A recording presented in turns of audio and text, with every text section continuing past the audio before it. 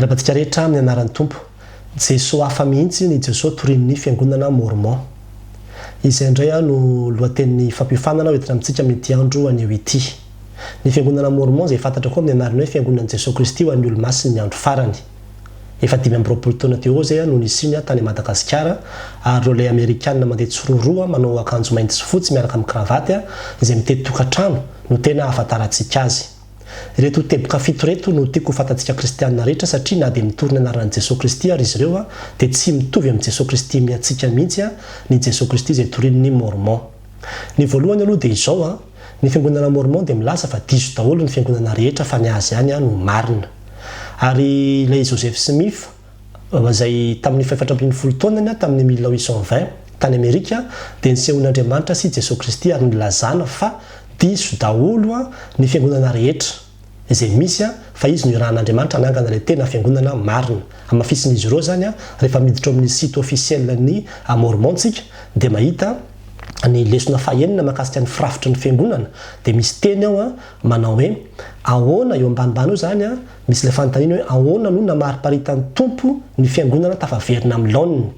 Tokony aneo ity fahamarinana manaraka ity ny mpianatra. Ny fiangonan'i Jesoa Kristy ho an'ny olo-masiny andro farany no hoan'ny fiangonana marina sady velona eto ambonin'ny tany. Ny hafa zany dia diso daholo fa ny azy ihany no marina. Ny zavatra faharoa izay tsara fantatsika dia izao filazany tsara ny Jesoa Kristy avy any Amerika no tena torian'ny Mormon. 3 taona taorianan'ilay fisehoan'i Jesoa Kristy sy Andriamanitra tamin'ny Joseph Smith dia niseho tamin'ny anjely antsoina hoe Mormon indray izy. Ary io anjely io no nitondra azy tamina toerana izay nahitana ireo lay rakotsoratra momba ny soratra masina voasoratra tamin'ny teny Egyptianina. Ary ireo rakotsoratra ireo dia milaza ny asa mahagaga izay nataon'i Jesoa Kristy, filazantsara zany izay nataony tany Amerika rehefa avy nitsangana tamin'ny maty izy. Dia ireo lay asa nataon'i Jesoa tany Amerika ireo tsy tany Israely fa tany Amerika no voasoro no soratany nadikan'i Joseph Smith dia ireo no antsoina hoe bokin'ny Mormon. Ary izany filazantsara izany dia filazantsara hafa. Ary io no nambaran'i Paoly any amin'ny Galatiana toko voalohany 9:5 manao hoe fa na izahay na anjely avy any an-danitra aza no mitory filazantsara hafa aminareo afa-tsy izay efa notoriana taminareo aoka ho voaozina izy. Itsika kristianina dia tsy mino an'izany satria zareo dia mieritreritra ny amin'ny hoe ilay filazantsara am-pelantanantsika io dia tsy ampy voaova be dia be ny zavatra tena hoe mivaingana tsy tafiditra ao anatin'io dia izay no nahatonga anazy nentina tany amin'ireo filazantsara hafa ireo ny tantarany asan'i Jesoa tany Amerika. Tsy manaiky an'izany tsika kristianina satria ny antsika dia ilay Jesoa avy any Nazareta ihany no toriana. Ny fahatelo dia izao boky 4 fa tsy tokana ny soratra masina ho an'ny Mormon. Hoy izy ao amin'ilay toko 10 miresaka momba ny soratra masina ao amin'ny site officiel-ny Mormon. Boky 4 no eken'ny fiangonan'i Jesoa Kristy ho an'ny olo-masiny ny andro farany ho toy ny soratra masina.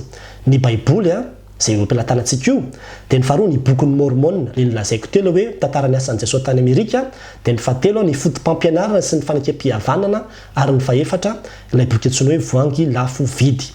Kanefa dia izao antsoina hoe soratra masina katoavin'ny fiangonana ireo boky ireo ary raisina ho toy ny soratra masina koa ireo tenin'ny mpaminany velona izay mitaona fanahy. Izany hoe ankoatran'ireo boky 4 dia ny mpaminan'izy ireo rehefa miteny dia antsoina hoe soratra masina koa izay teny ambaran'izy ireo. Ho an'ny fiangonana kristianina ravana dia tena manaiky fa ny boky 9 natao hoe soratra masina ary ireo boky ireo dia tsy azo ampiana, tsy azo analana. Ka dia mila mitandrina tsika fa sao dia tenin'i Jesoa tamin'ny boky hafa no toriana amintsika voagaga sika. Ny fahaefatra dia izao lazainy fa azo atao batisa koa ny maty. Rehefa mijerytsika ny amin'ny lesona fahenina 12 indray ao amin'ny site officiel-ny Mormon miresaka ny amin'ny fanavotana ny maty dia izao ny ambarany eo manao hoe ny olona rehetra izay maty tsy nahalala ny filazantsara fa mety nandray izany fahalalahana izany raha tokana andray izany dia andovan'ny fanjakana selestialy. Raha misy olona zany maty tsy naheno ilay filazantsara nefa raha naheno izy dia mety niova dia efa raisina ho toy ny voafonjy ihany izy ao anatin'izany rehetrarehetra izany. Dia rehefa miresaka izy mahakasika ny batisan'ny maty io dia misy an'ity tantara ity zany voasoratra ao amin'ilay boky antsoina hoe fotom-pampianarana sy fanekam-pihavanana. Io moa ny référence io ambany io ordonnance isoloana tenany maty. Afaka misolo tenany maty zany ianao dia atao batisa amin'ny alalan'ilay olona efa maty. Hoy izy nandrindra ny fandevenana ny Seymour Branson ny 12 Aogositra 1840 fotoana fotaorinan'ny toerandreo olomasina tao nouveau Illinois no niresahany mpaminany Joseph Smith voalohany momba ny fotom-pampianaran'ny batisa ho amin'ny maty. Talanjona sy faly ireo mpikambany fiangonana rehetra na arety fotom-pampianarana nanambara ity nandritra ny volana maro taorinan'ny ilazana zany dia tao amin'ny renirano akaikin'ny Mississippi no nanaovan'ireo olomasina ny batisa ho an'ireo olona tiany izay efa nodimandry. Ho antsika kristianina ravana dia ny olona velona no atao batisa fa tsy ny olona maty. Tsy hoe rehefa atao batisa dia ho ato manonona anaran'olona efa maty dia hivadika Mormon voavonjy ilay olona any an-danitra olona efa maty any. Fa ny antsika dia rehefa vita ny fahafatesan'ny olona dia mandalo fitsarana avy hatrany izy fa tsy mbola misy hoe famonjena azo atao ho an'ny olona efa maty izany. Ny fahadimy dia izao lazain'ny Mormon fa prala, Jesoa sy Lucifera. Zava-dehibe koa io satria ho antsika dia i Jesoa Kristy dia zanaka lahy tokan'Andriamanitra, tsy nisy rahalahy izy ary tsy Lucifera tsy rahalahiny zany.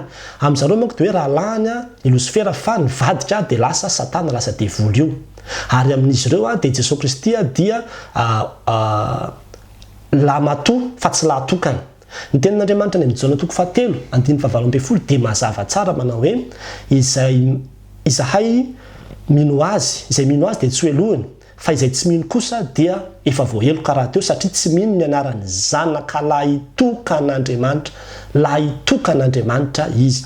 Amintsika zany dia zanaka lahy tokan'Andriamanitra fa tsy rahalahiny, tsy manana rahalahy Lucifera izany i Jesoa Kristy.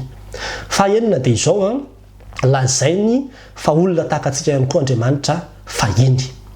Io dia tena zava-dehibe io. Ao amin'ny boky fampianaran'i Joseph Smith pejy 345-347 dia milaza izy fa tena olona ohatra antsika mihitsy io Andriamanitra io fa rehefa nisandratra dia lasa Andriamanitra izy rehefa nakatoa sy ny aina tamin'ny fiainana na tanteraka ny zavatra rehetra fepetra takiana samihafa zany dia lasa Andriamanitra izy.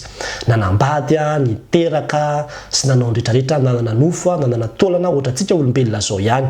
Ao amin'ny doctrine, ao amin'ny fotom-pampianarana sy fanekem-pihavanana 130.22 dia miresaka ny amin'izany ihany koa. Dia izao i Joseph Smith amin'ilay boky izay nosoratany ao amin'ny lesona fahatelo rehefa miditra amin'ny site officiel koa tsika dia mahita ilay teniny manao hoe Andriamanitra koa dia tahaka antsika izao tany aloha tany ary olona ny sandratra izy ary mipetraka eo amin'ny seza fiandrianany any an-danitra ambony any. Amin'izareo zany dia olona aloha Andriamanitra vao lasa Andriamanitra.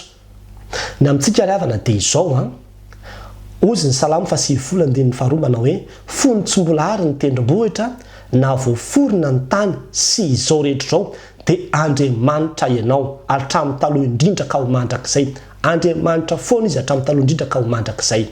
Mipetraka izay fahalalana izay ao antsika. Dia tsara ho fantatsika zany izay.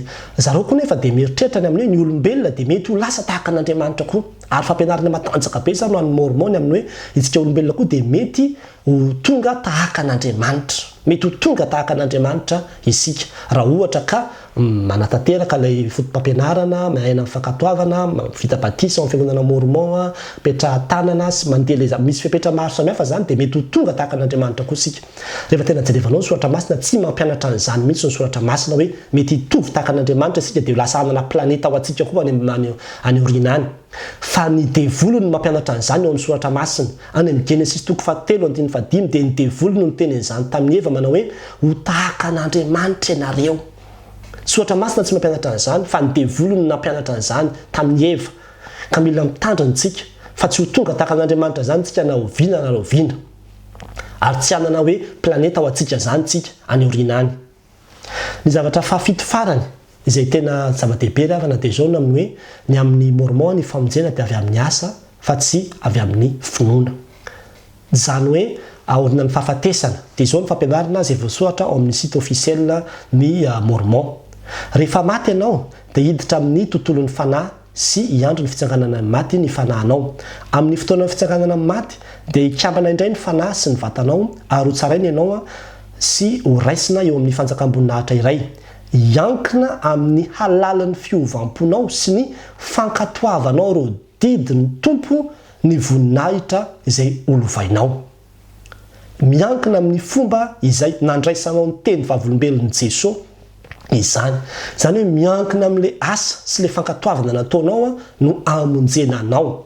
Ny atsika dia mazava tsara ny tenin'Andriamanitra voasoratra amin'ny Efesiana 4:5 manao hoe fa fahasoavana no namonjena anareo amin'ny finoana, ary tsy avy aminareo zany fa fanomezana avy amin'Andriamanitra, tsy avy amin'ny asa fandraoa isy ireare. Izany rehetrarehetra zany tiako ilazana amintsika kristianina fa mila mitandrinatsika. Sationany fotsiny ireo fa mbola maro be tsy voatanisany tsy fitoviana eo amin'ny fiangonana Mormon sy ny fiangonana kristianina. Ka raha mitondra baiboly anatria antsika ary izy aza sodoka mihaino hoe Jesoa Kristy zao fa fatary fa tsy mitovy ny Jesoa zay toriany sy ny Jesoa zay indroantsika. Dia hoy ny tenin'Andriamanitra any amin'ny Jaona 2:10 manao hoe raha misy olona mankeo aminareo ka tsy mitondra izao fampianarana izao aza mampiatrano azy na miaraba azy akory, aza mampiatrano azy, aza mihaino fampianarany tsy hoe manohatra azy na miteny ratsy azy na maninona maneva-teva azy tsika fa tena zao fotsiny hoe tsy mitovy ny finoantsika na dia samy Jesoa aza ny resaka fa tsy afaka mampandroso anareo zay dia mila mitandrintsika kristianina aparitao zao afatra izao mba tsy hisy olona intsony hitady an'i Jesoa Kristy le Jesoa Kristy zay torian'ny baiboly any amin'ny fiangonana Mormon. An'Andriamanitra ihany voninahitra raha mahasoantsika izay video zay dia zarao.